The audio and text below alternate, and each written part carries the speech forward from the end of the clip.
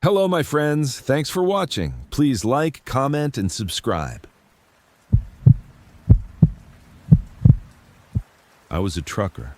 30 years of driving highways from coast to coast, hauling loads no one wanted, and crossing roads no one remembered. That night, I learned there were highways even I shouldn't drive. It started when I took a detour outside Reno. A storm had closed the interstate, so my GPS rerouted me onto something called the Red Creek Highway. It looked normal enough at first, narrow, cracked asphalt, faded signs. But the moment I passed the first mile marker, something about it felt wrong.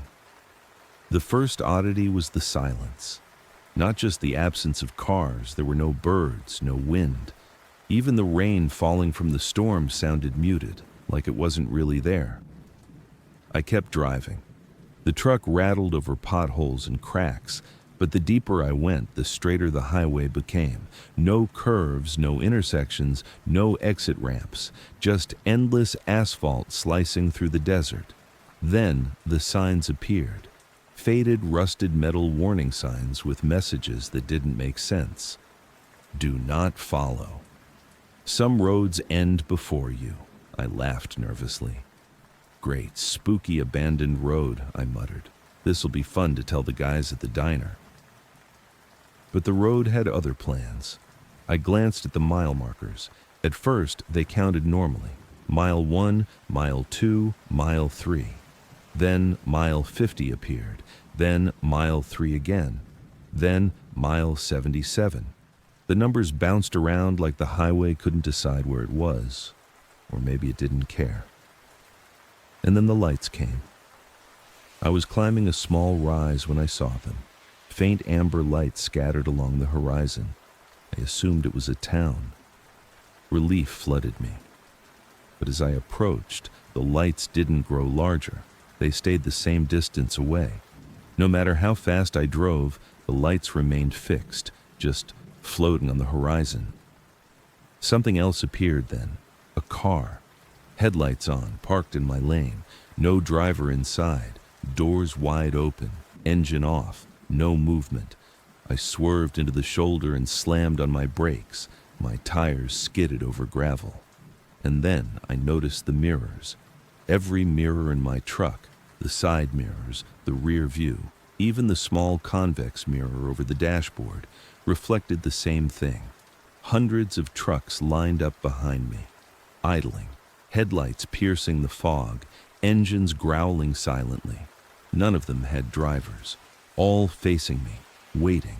I hit the horn, nothing. I tried to back up, the truck wouldn't respond.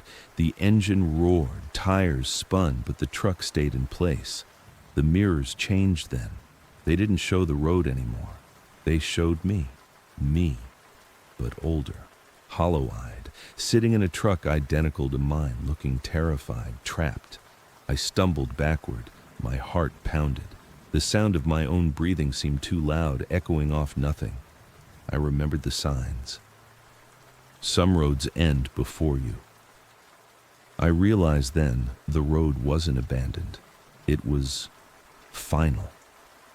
I tried to get out, but the cab door wouldn't budge. The truck wasn't solid either. It was stretching, warping, folding under itself like soft rubber. The mirrors multiplied, filling every inch of my vision with empty trucks, empty roads, and endless lights on the horizon that didn't belong to any town. Then I saw it, just for a second, a figure standing in the fog at the edge of the highway. Not human, just a tall, thin silhouette, blacker than night, head tilting like it was studying me. I slammed the truck into gear and floored it. The asphalt buckled and twisted, rising like waves. I screamed. The mirrors shattered. The windshield cracked. And then, silence. I woke up in the cab. My truck was parked on a normal stretch of interstate. Rain falling normally. Radio working. Mile markers counting normally. I was soaked, shaking, and my log said I had never left mile 2. I checked my GPS. Red Creek Highway didn't exist. The detour was gone. The interstate was open, as if nothing had happened. I told dispatch I'd had a nightmare, maybe exhaustion. But sometimes, when I'm on an empty road late at night, I see it. A faint amber glow on the horizon, just at the edge of the fog.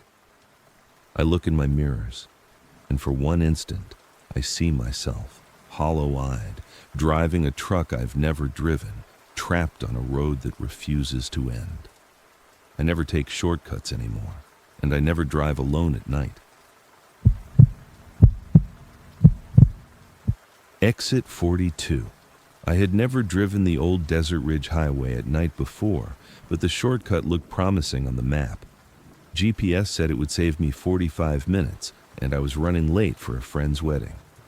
The first 5 miles were easy. Quiet, winding road, dry desert air pressing in through the open windows. The pavement was cracked, faded lines splitting under the weight of time, but still drivable. Then I saw the sign. Exit 42. Closed ahead. I slowed, expecting some barricade, maybe construction cones. Nothing. Just the road stretching forward, empty, fading into darkness. The exit itself didn't exist anymore. I hesitated, but curiosity, or maybe foolish confidence, kept me going. It didn't take long before I realized this highway had secrets. The first thing was the fog, thick, white, rolling in slowly from the desert floor. Not cold, not wet, just dense. It moved unnaturally, curling around the tires, hugging the pavement, swallowing the road behind me. I turned on my high beams. The fog swallowed them instantly. And then I heard it. Not a sound of the wind, not the rustle of animals, something mechanical, rhythmic. A soft metallic clatter like chains dragging across concrete. I stopped the car, heart pounding. The sound stopped too. I shook my head. "Get a grip, man," I muttered. "Old highway, old chains, whatever." I pressed on. A mile later, I saw the headlights. They were low on the road, coming toward me, not from the other direction, but below me. I squinted. The fog parted just enough to show nothing. Just a trench carved into the asphalt. A ditch? No, it was too perfect, too deep and unnaturally straight, and in it, headlights moved toward me. The metallic clatter returned, faster, louder. I checked the mirrors, no cars behind me. And then I noticed the road, the highway itself. The asphalt was moving, not melting, not cracking, but rippling, waving, small fissures crawling across it like veins. Every time I touched the brake, the cracks accelerated. Every time I hit the gas, they slowed. I panicked. My hands shook on the wheel. "What the hell?" I whispered. From the fog ahead, a figure emerged, not humanoid, more like a silhouette of a road worker carrying a lantern, but it glowed red, like liquid metal, shifting and sloshing unnaturally. The clatter grew deafening. I swerved. The figure moved instantly with me, not in the lane, but in the cracks. It didn't chase. It extended itself, sliding through the asphalt like water through a pipe. I floored it. The road stretched ahead, straight and unbroken. I saw the next mile marker, mile 0. It shouldn't exist. I'd already passed mile 23, and suddenly I realized the highway wasn't taking me forward. It was taking me apart. The fog thickened. The red figure was everywhere and nowhere. I reached a narrow bridge, the last structure before the desert dropped into nothing. The railing was broken. The asphalt under my tires felt soft. A strange, wet suction tugged at my wheels. I tried to stop. The car wouldn't respond. And then I heard voices, whispering. Not in the car, not around me, inside me. "Get out! Get out! Get out!" I tried. Doors wouldn't open. Windows wouldn't roll down. The engine stuttered and died. Everything went silent. For a moment, I thought I had blacked out. Then I was somewhere else. Not in the car, not on the highway, not in the desert. I was inside the road itself. The asphalt had become a tunnel, black and wet, pulsing. Red liquid ran beneath me, carrying shapes, hands, faces, fleeting glimpses of people I vaguely recognized. They screamed silently, frozen in the stream. The figure with the lantern appeared beside me. I tried to run, but I had no legs, I had no body. Just consciousness sliding along the asphalt stream. It leaned close. I felt it look into me. "Every highway abandoned carries a toll," it whispered. "You take the shortcut, you pay in kind." And then I understood. The road wasn't abandoned because no one used it. It was abandoned because it claimed everyone who tried to take it. A living structure, feeding on travelers' desperation, folding time and space to trap them forever. I screamed, but there was no sound. The red lantern flickered, illuminating the faces of hundreds before me. Everybody who had taken shortcuts, nobody who returned. Then the pulse of the highway changed. I was moving again, not forward, but down, deeper. The red figure receded, and I knew I would never leave. Somewhere above, the Desert Ridge Highway waited, clean, empty, normal, waiting for the next driver, the next shortcut. I learned too late that abandoned highways are never truly silent. They make a sound, but only when you stop listening for cars. I was cataloging infrastructure decay for a regional archive, a boring job that mostly involved photographing rusted guardrails and collapsed overpasses. Highway 61 had been officially decommissioned 15 years earlier, after a landslide buried part of it. The state fenced it off, rerouted traffic, and forgot about the remaining 40 miles. And that was my assignment: photograph, document, leave. I parked just past the barricade and walked the first mile on foot, my boots crunching over gravel and old asphalt. The highway cut through a low desert, flat land, scrub grass, distant hills like dark waves under the moon. At first, everything sounded normal: wind, my breathing, the faint click of my camera shutter. Then I noticed something missing: my footsteps. I stopped walking. The sound returned instantly, gravel crunching under my boots even though I wasn't moving. I lifted my foot. Crunch. Set it down. Silence. My heart sped up. I took a step forward. Nothing. No sound at all. I knelt and dragged my hand across the ground. I could feel the grit, the pebbles scraping my skin, but I couldn't hear it. Behind me, the crunching continued, steady, rhythmic. Someone else was walking. I spun around, camera raised. The highway behind me was empty. The sound stopped the moment I looked directly at it. I laughed nervously, telling myself it was wind, maybe echoes bouncing off the hills. Sound does weird things in open spaces. I kept going. That was mistake number 1. Around mile 3, I found the first sign something had gone very wrong. A maintenance truck sat diagonally across the road, half sunken into the asphalt as if the ground had softened around it. Its paint was faded orange, dot markings barely visible. The doors were closed, the windows intact. The radio inside was on. Static hissed faintly through the glass. I approached cautiously. The asphalt around the truck looked melted, not cracked, not broken, but warped, like candle wax frozen mid-drip. I touched it with my boot. It gave slightly. I pulled back fast.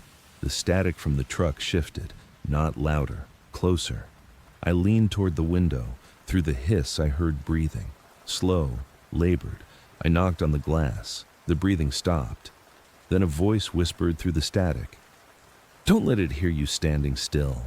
I jumped back. "Hello?" I called. "Are you trapped in there?" Silence. Then the radio clicked off.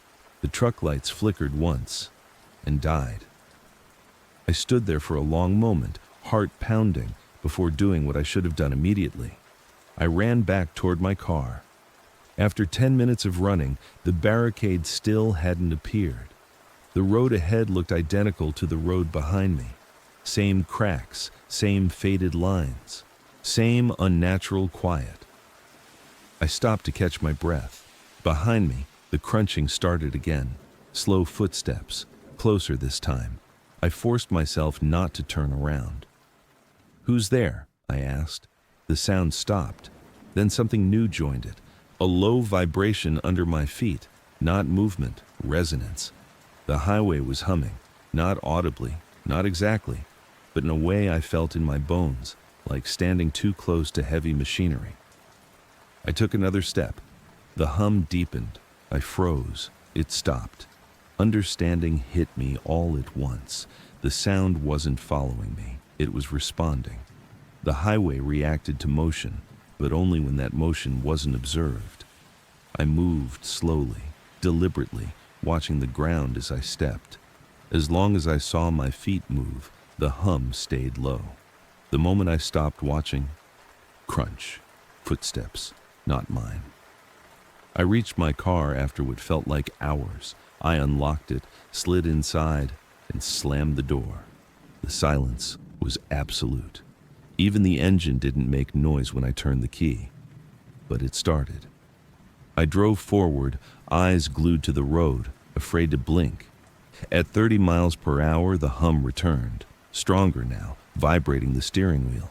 The asphalt ahead rippled subtly, like something shifting beneath a thin skin. I accelerated. The road responded. It rose. Not dramatically, just enough to throw off my balance, enough to make me grip the wheel tighter. I realized then what Highway 61 had been before it was abandoned. Not just a road, a test site, experimental pavement, acoustic reactive infrastructure designed to self-adjust, self-heal, self-monitor. A highway that listened, and something was wrong with it. A shape emerged ahead, human-sized, moving without sound. I slowed instinctively. The hum vanished. The shape froze. I could see it now, something like a person but not solid. Its outline shimmered, distorted, as if made of heat waves and shadow. I swallowed and spoke quietly. "Can you hear me?" The hum roared. The figure lurched forward. I screamed and slammed the gas. The road buckled violently, trying to rise, trying to meet the sound. Cracks raced forward faster than my headlights could track. I understood the final rule too late. Sound fed the road, and fear was loud. The highway split open beneath me. My car plunged forward, crashing nose first into a shallow sinkhole. Airbags exploded. Metal screamed. When everything stopped, I was hanging sideways, trapped. The hum surrounded me now, deafening in my skull, though my ears rang with silence. The shape approached, clearer now. Not a creature, a recording, a residue. It had the vague outline of a worker in reflective gear, frozen mid-step, mouth open in a scream no one ever heard. Dozens more appeared around it. Maintenance crews, engineers, drivers, people whose final sounds had been absorbed instead of released. The road had archived them. I pressed my hands over my mouth, held my breath. The hum softened. The figures paused. Slowly, carefully, I crawled out of the wreckage, keeping my eyes fixed on my hands, my movements small and deliberate. Every inch forward felt like balancing on glass. At the edge of the sinkhole, I slipped. A sharp inhale escaped me. The hum surged. The figures lunged. I ran. I don't remember reaching the fence. I don't remember climbing it.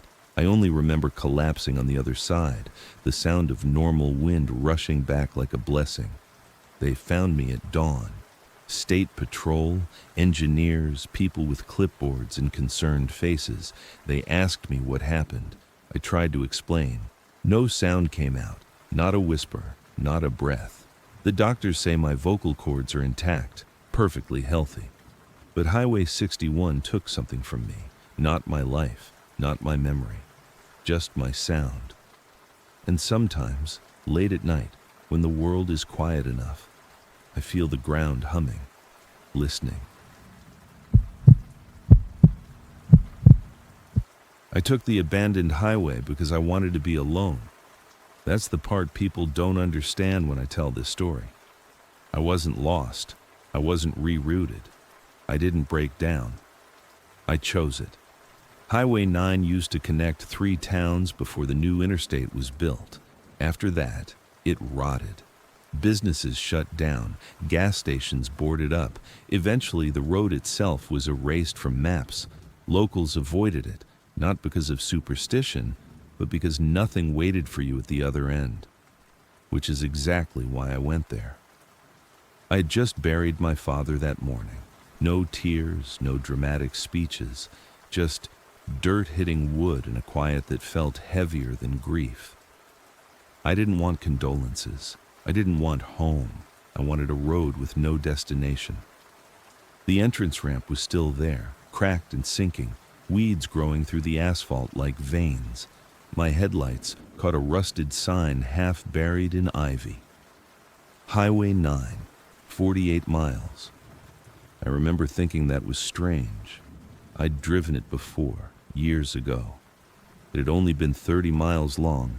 I shrugged it off and drove on. At first, the highway felt normal, empty, yes, but familiar.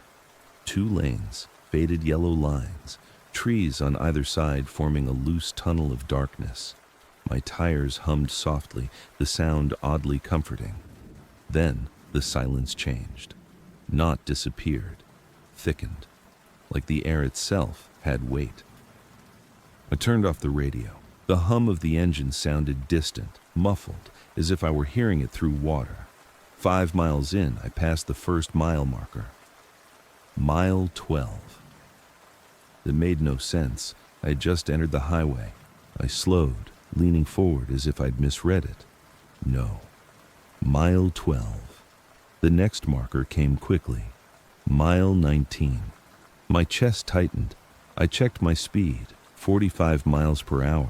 No way I'd covered that distance so fast. I considered turning around. But when I glanced into the rearview mirror, the road behind me looked incomplete. The darkness swallowed it only a few car lengths back, as if the highway hadn't been finished behind me yet. Not blocked, not gone, just unfinished. I kept driving. The trees began to thin, replaced by open land. Fields stretched out on both sides, pale and dry, glowing faintly under the moon. In the distance, I saw structures, old billboards, their faces long stripped bare, metal frames standing like skeletons. One billboard still had part of its message. Only a single word remained. Remember. I laughed nervously and shook my head. Get a grip, I muttered. That's when the road started asking questions, not out loud, inside my head. Why did you stop calling? Why didn't you visit more? Did you really think there would be more time? I clenched the steering wheel. Just memories, I said. That's all. But the questions kept coming. Specific ones, personal ones. Things I hadn't thought about in years. The fight with my father over nothing. The last voicemail I ignored. The birthday card I never sent. Each thought arrived with physical pressure, like fingers pressing against my skull. Then I saw the car. It was parked sideways across the road, blocking one lane. Old station wagon, hazard lights dead, no movement inside. I stopped a safe distance away and got out. The night air was colder than it should have been. Dead quiet, no insects, no wind. Hello, I called. No answer. I approached the car. The windows were fogged from the inside. That was impossible. The engine was cold. I wiped the glass. Inside, the seats were empty, but the back seat was stacked with boxes, cardboard boxes, carefully labeled, names, dates. I read one. Mark Ellis, 1998 to 2006. My stomach dropped. That was my brother's name. Another box. Sarah Ellis, 2009 to 2011. My sister. Hands shaking, I wiped another window. More boxes, hundreds of them, each labeled with a name I recognized. Family, friends, teachers, neighbors, people I'd forgotten, people I hadn't thought about in years. On the driver's seat lay a notebook. I opened it. Inside were handwritten entries. Each page started the same way. I picked the highway because I needed to forget. The handwriting changed from entry to entry, different styles, different pressures, but the final sentence on every page was identical. It doesn't take memories. It takes what made them matter. I slammed the notebook shut and stumbled back. The car door creaked open behind me. I spun around. Someone sat in the driver's seat now. An old man, gray hair, familiar posture. My father. He looked exactly as he had before. The cancer hollowed him out. "Hey," he said gently. "You finally came." I couldn't speak. "You always hated this road," he continued.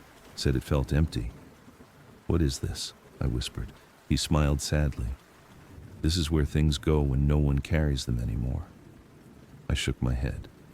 "You're dead." He nodded. "Yes, but you set me down a long time ago." The world tilted. "I loved you," I said desperately. "I know," he replied, "but love isn't what keeps us solid." He gestured to the boxes. "Attention does, memory. Wait." The highway groaned beneath us, a low, distant sound. "You have to choose," he said. "Choose what?" He looked at me with eyes that were already fading. "What you're willing to lose to keep driving." The road ahead stretched endlessly, smooth and dark. The road behind was still unfinished. I understood then. The highway wasn't abandoned. It was hungry. It fed on neglect. Every mile forward required something to be left behind. A name, a face, a feeling, until eventually there was nothing left that could miss you. I backed away. "I won't forget," I said. "I'll carry it all." My father's expression softened. "That's why you can't stay." The station wagon dissolved into dust, boxes collapsing inward, names fading like chalk in rain. The pressure in my head vanished. The road shuddered violently. I ran to my car and drove, hard, straight ahead. The mile markers reversed. Mile 19, mile 12, mile 3. The trees closed in again. Suddenly, headlights appeared ahead, real ones, an exit sign. I burst onto the interstate, tires screaming, heart hammering. The abandoned highway was gone. Weeks have passed. I'm home now. I visit my father's grave every Sunday. I call people I used to ignore. I keep photographs, letters, names. But something followed me back. Sometimes when I forget an appointment, when a face slips my mind, when a name takes too long to come, I hear a distant hum, like tires on empty asphalt, waiting. I used to believe roads were honest things. They took you from one place to another. They had signs, mile markers, exits. Even abandoned highways made sense. Forgotten, cracked, overgrown, but still following the rules of distance and direction. That belief died the night I drove into Highway 117. I wasn't supposed to be there. My GPS glitched somewhere outside the city, the screen freezing before rerouting me onto a thin gray line with no name. I should have turned around the moment I noticed the road narrowing, the lanes fading into pale ghosts beneath my headlights. But it was past midnight. My phone had no signal, and the forest on both sides was so dense it felt like a wall. So I kept driving. The highway stretched forward in a perfect straight line, disappearing into darkness. No reflectors, no road signs, no exits. The asphalt was unnaturally smooth for something clearly abandoned. No potholes, no debris, not even leaves. Just empty road. I turned the radio on for comfort. Static. Every station, even the emergency channel. That was the first moment I felt watched, not followed, observed, like the road itself was aware of me. After about 20 minutes, I realized something was wrong. I should have reached an intersection or a town by then. Even back roads lead somewhere, but the scenery never changed. Same trees, same slight curve in the distance that never came closer. Same dead silence pressing against my ears. I checked my speed, 60 miles per hour. Checked the clock, 12:47 a.m. I accelerated. The engine responded, but the road didn't. The distance ahead stayed exactly the same, as if the highway was stretching itself to match my movement. That's when I noticed the first car.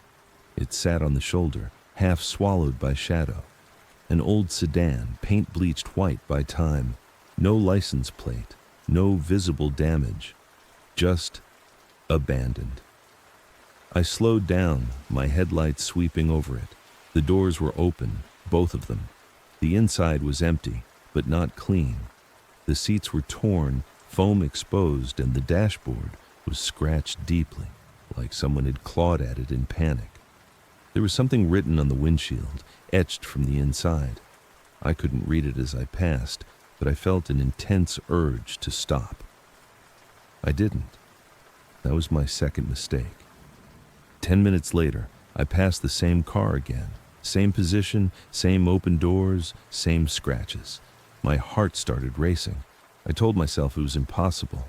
I must have looped somehow, but the road was straight, no turns, no ramps. And yet, there it was. This time I slowed enough to read the message, "Don't stop."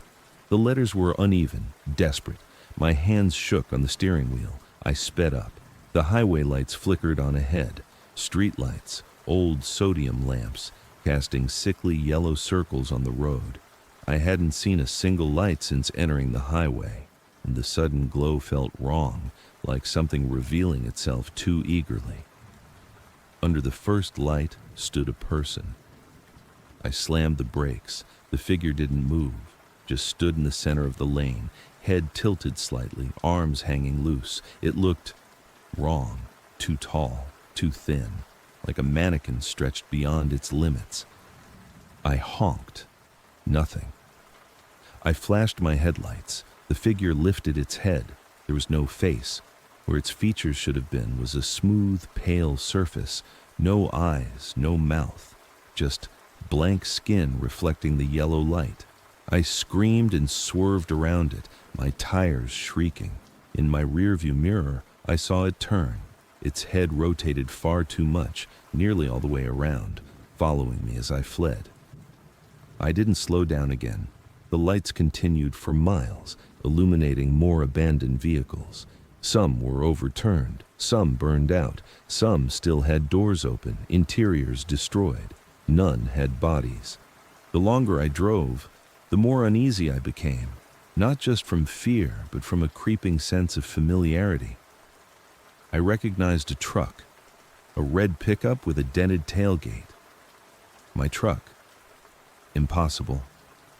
It was parked crookedly on the shoulder, hazard lights blinking weakly. The license plate matched mine exactly. Same scratches, same rust spot on the corner. I pulled over before I could stop myself. The engine died the moment I turned the key. Silence swallowed everything. I stepped out, my legs trembling. The air felt thick, heavy, like breathing underwater. My headlights flickered, barely illuminating the truck. My truck. The driver's door was open. Inside, the seat was stained dark. Blood. Fresh. I stumbled back, nausea rising. From inside the cab, I heard my voice. "Hello?" I froze. "Is anyone there?" It was me. Same tone, same inflection, even the slight rasp I get when I'm tired. I think I crashed. I can't remember. The voice sounded confused, afraid. I backed away slowly. "No," I whispered. "No, no, no." The voice continued, growing more frantic. "I'm stuck on the highway. There's no signal. Please. If someone can hear me." The door slammed shut on its own. The truck lights went out. Behind me, footsteps echoed on asphalt. I ran. I didn't look back. I sprinted to my car, fumbling the door open, praying the engine would start. It did. Barely. As I drove away, the radio crackled to life. Not static. A broadcast. You must keep moving, a calm voice said. Stopping allows them to align with you. I gripped the wheel. Who are you? I shouted. The voice ignored me. The highway's not abandoned, it continued. It is unfinished. It requires replacements. Replacements. I passed another streetlight. Under it stood dozens of figures, all faceless, all motionless, all facing me. I screamed and floored it. The figures didn't chase. They didn't need to. The road began to narrow, the trees closing in, branches scraping my car. The asphalt cracked, rising into unnatural slopes, bending like flesh under pressure. My speed dropped no matter how hard I pressed the gas. The clock flickered. 12:47 a.m. Still. Always. The radio voice returned, quieter now. You stopped once already, it said. That version of you didn't understand. Memory slammed into me. A flash of headlights, a crash, metal twisting, my body jerking forward. I remembered stopping. I remembered getting out. I remembered the dark. No, I sobbed. I'm still driving. The voice softened. You were driving because the road allows it, but the alignment is nearly complete. The road ahead ended abruptly in darkness, no continuation, just black. My headlights revealed my car at the edge of nothing. I slammed the brakes. The engine died. Behind me, footsteps approached. I didn't turn around. The radio whispered one final sentence. When you stop moving, the highway remembers you. Hands gripped my shoulders. Cold, wrong. I screamed as I was pulled backward. I woke up in my car. Engine running, highway stretching endlessly ahead. Clock read 12:47 a.m. On the shoulder sat an abandoned sedan. Its doors were open, and carved into the windshield from the inside were fresh words. Don't stop. And beneath it, in handwriting I recognized as my own. This is not the first time. More true horror stories are coming. Don't forget to subscribe.